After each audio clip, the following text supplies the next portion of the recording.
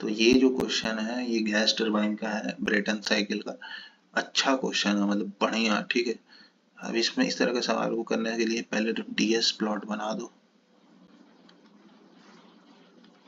ये temperature axis, ये entropy axis.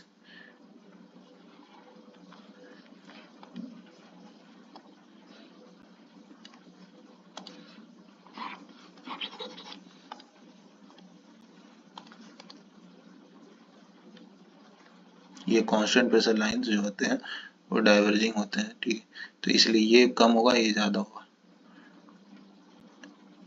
ठीक है।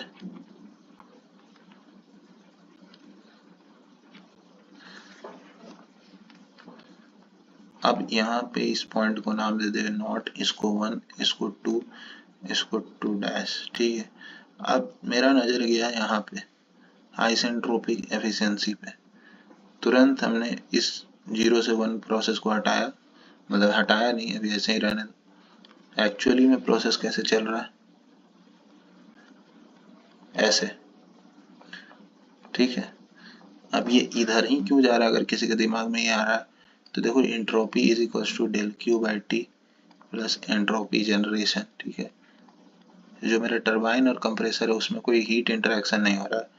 इरिवर्सिबिलिटी आने के कारण एंट्रोपी जनरेट हो रहा है और ये पॉजिटिव टर्म होता है, तो डेल्टा एस पॉजिटिव, मतलब एंट्रोपी इज इंक्रीजिंग, ठीक है। इसलिए इधर बनाया गया है, इस साइड, ठीक है, टूवर्ड्स राइट। तो ये 1 डैश,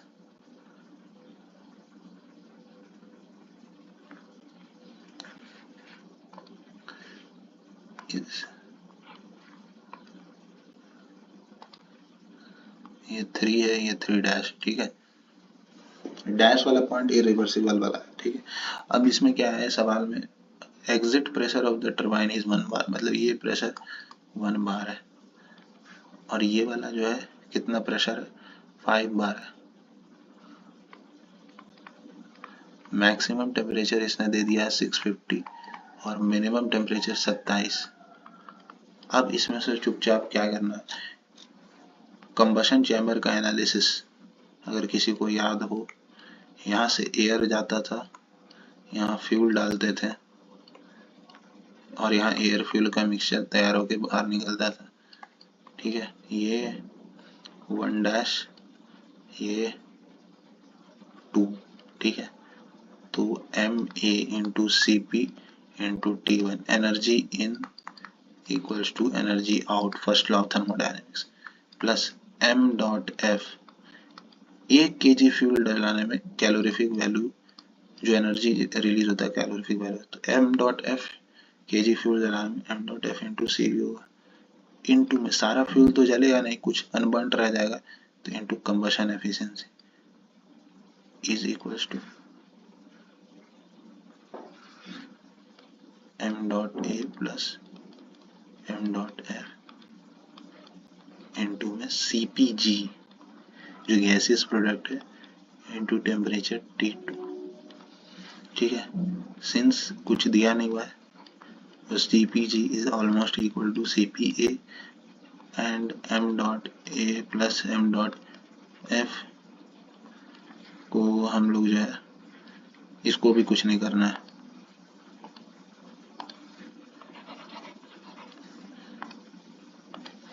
ठीक है। अब इसको पूरे को सी एम डॉट ए से डिवाइड कर, कंबशन एफिशिएंसी कुछ नहीं दिया, मेरा मजबूरी है 1 मानना पड़ेगा, सारा फ्यूल मेरे को मानना पड़ेगा, जल गया है। इनटू में M dot F by M dot A plus 1 plus F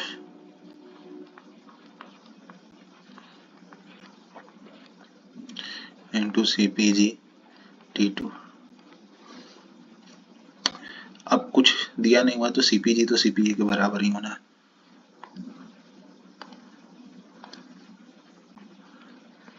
ठीक है। अब Cp पता है हमें 1.005, T1 300 केल्विन हो जाएगा, कैलोरीफिक वैल्यू मेरे को निकालना है, इनटू में फ्यूल एयर रेशियो कितना हो जाएगा, दिया हुआ है इसने, एयर फ्यूल दिया हुआ है, मतलब इसका उल्टा, ये हो जाएगा 61/60, 1 + 1/60, 1.005। T2 कितना है 650 में 273 जोड़ना पड़ेगा,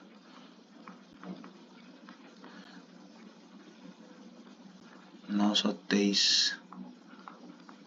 यहाँ से CV आ जाएगा आपके पास, CV निकल जाएगा, कैलोरीफिक वैल्यू पता लग गया। अब उसके बाद जैसे सपोज करो कितना आ रहा है हमको निकालना पड़ेगा, इसका वैल्यू 1.005 गुना में 30, 301.5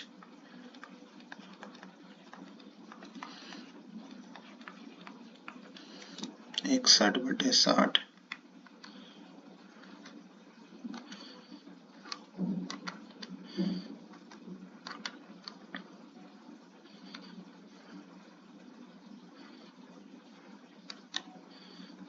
इनटू में, वीडियो को फास्ट फॉरवर्ड कर लेना क्योंकि मेरा कैलकुलेशन में टाइम जा रहा, तो इनटू में 923 943 943.075 माइनस का 301.5, यहाँ आ गया 641 इनटू में 60। Calorific value is coming out to be 38,494। अब खेल ये है कि यूनिट क्या होगा, किलो जूल में होगा या जूल में होगा। जब हमने सीपी को किलो जूल में रखा है तो ये भी किलो जूल में ही आएगा, किलो जूल पर केजी। ठीक है, आप सवाल वाले क्वेश्चन वाला कह रहा है कि थर्मल एफिशिएंसी निकाल के बताओ मेरे को। तो पहले हमें थर्मल एफिशिएंसी क्या होता है, turbine work minus compression, W net कितना होगा। तो टरबाइन वर्क क्या हो जाएगा, m dot A plus m dot F into में cp इंटू में T3 dash minus T2 minus का turbine work minus turbine work हो गया, आप compressor work m dot A into में cp into T1 dash minus का T0 upon में heat supply क्या हो जाएगा m dot F into calorific value. ठीक है, अब ये m डॉट एफ से भाग दे दो दोनों तरफ, ऊपर भाग क्या देंगे पहले ही से था, तो ये हो जाएगा एयर बाय फ्यूल यानी एयर फ्यूल रेशियो।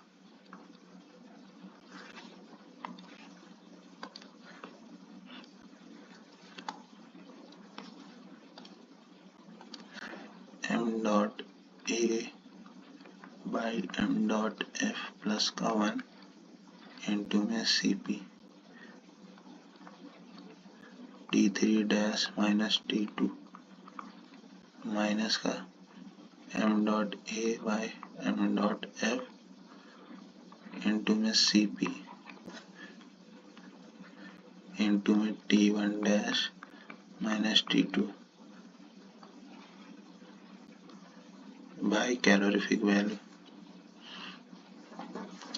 ये पता है ना हमें, हम कैलोरीफिक वैल्यू निकाले क्यों, इसी पर्पस के लिए, सब चीज पता है।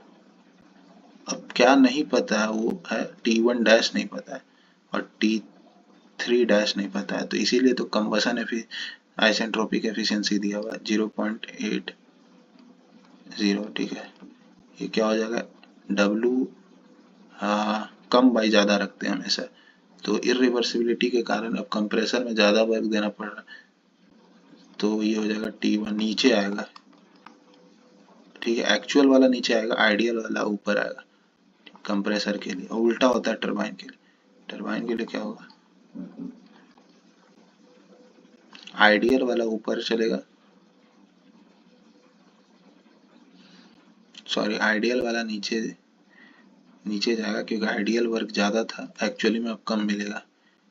T3 माइनस T2 और ये जाएगा T3 डैश माइनस का T2, तो 0.8 इज इक्वल टू T1 पता है हमें, T1 पता है क्या, T1 नहीं पता है तो T1 कौन पता करेगा, हम पता करेंगे।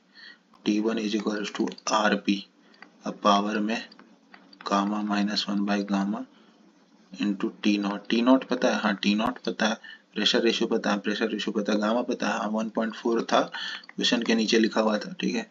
तो T1 आ गया, टी नॉट पता है, T1 डैश यहाँ से पता लग जाएगा, T2 पता है 650, T3 पता है, नहीं पता है तो कौन पता करेगा, हम पता करेंगे।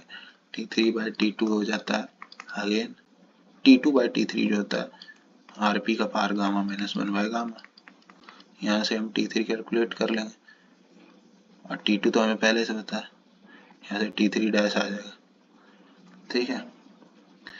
सब चीज पता चल गया, अब यहाँ रख दो T2 T1 dash, calorific value भी निकल चुका है।